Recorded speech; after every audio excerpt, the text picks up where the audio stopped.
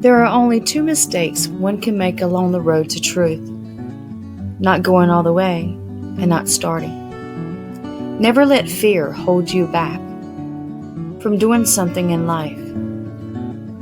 Never regret anything that you've been through in life, for it all has a very good reason.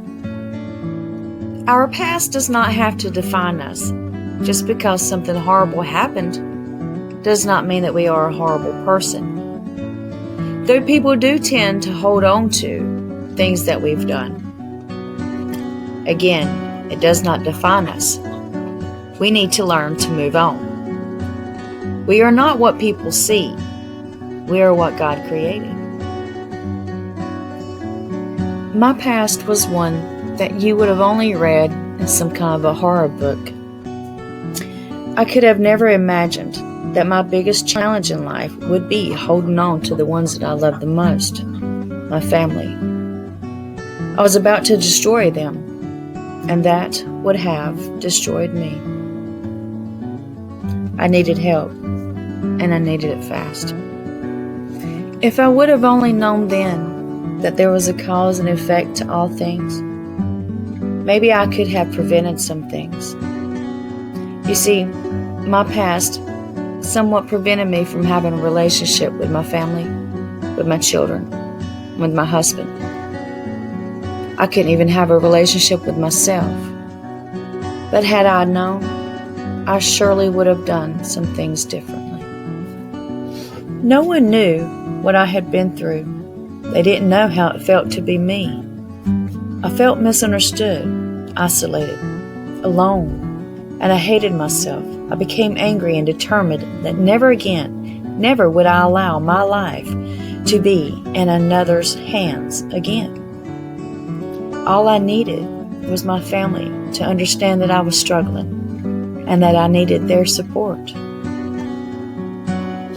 Over time, I became enraged, lashing out and violent. And it didn't take much. Soon my family and friends started calling me crazy, and they stayed clear of me. I had no one. I knew something was wrong, but I had no idea what title to give it. But I knew that I wasn't crazy, and I knew I needed help, and I knew that I was destroying my family and myself. I had got caught up in addictive behaviors, patterns that I had learned my whole life growing up. Patterns that were not good, they were not healthy. And now, as an adult, I had continued those unhealthy patterns. And now it was time for me to unlearn the things that I had learned from wounded people. One of the most profound lessons that I learned was it was all for a reason. Though life doesn't always seem like it's going to have a good ending, the one thing that I did learn about God and have always remembered was that He doesn't do things or allow things to happen to you just because. He has a greater plan, and that plan involves everyone that revolves around your life. After coming to terms that I needed a little help, and I needed a title for this war that was going on inside of me, I turned to self-love. I turned to God, and I turned to the medical field. And there I found out that I suffered from PTSD. This was brought on from the trauma of my childhood. Knowing this brought me so much relief. Now I could retrain my brain.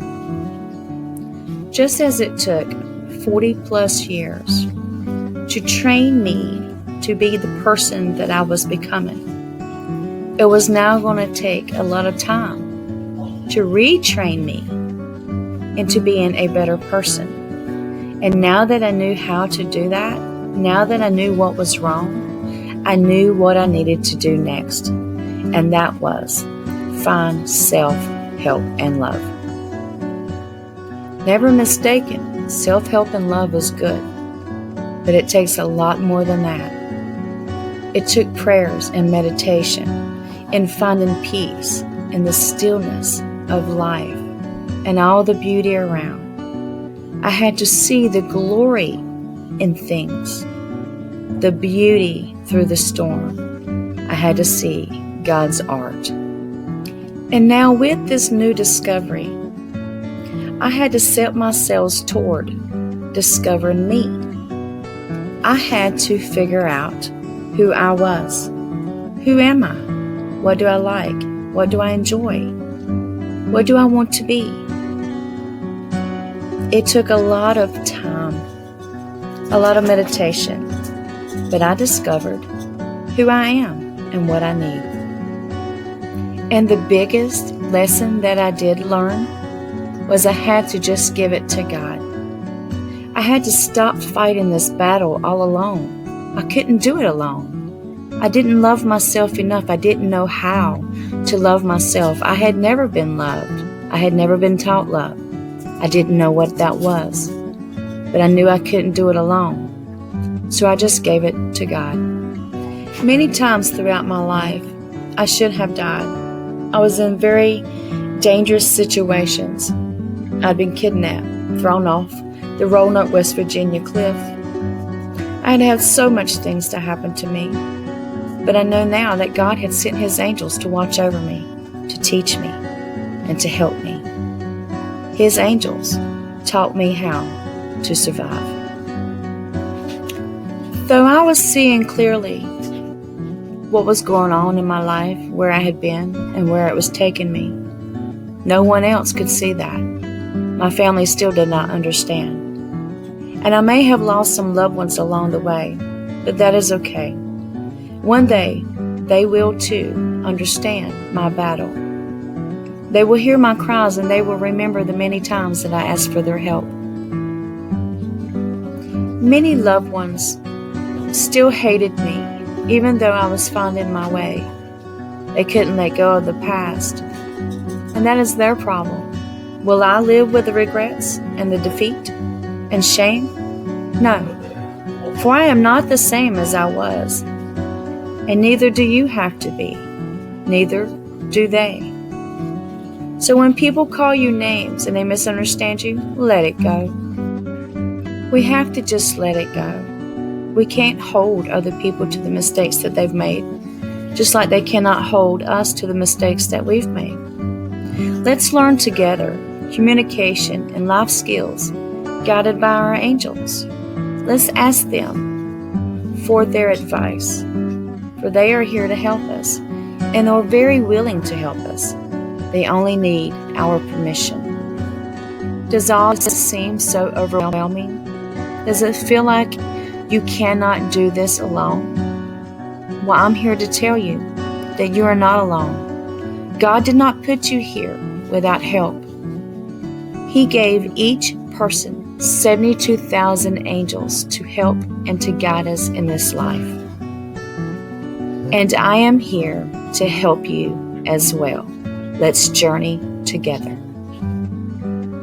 So, if you are enjoying this video, and this is something that you may find interesting, and you want to learn more, then hit the little subscribe button below, and let's take this journey together, step by step, hand in hand, in God's grace.